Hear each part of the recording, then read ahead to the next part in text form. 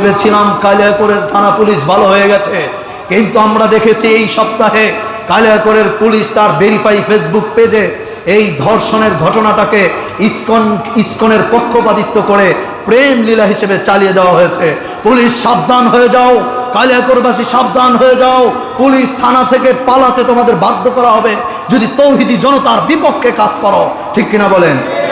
আমরা এই মেম্বারে কথা বলি না, আমাদের সামনে প্রতি জুমায় 52,000 মসজিদে প্রতি শুক্রবারে প্রায় 12 কোটি মানুষ আমাদের সামনে বসে কথা শোনে। সুবিচার হতে হবে, সুবিচার সুবিচার।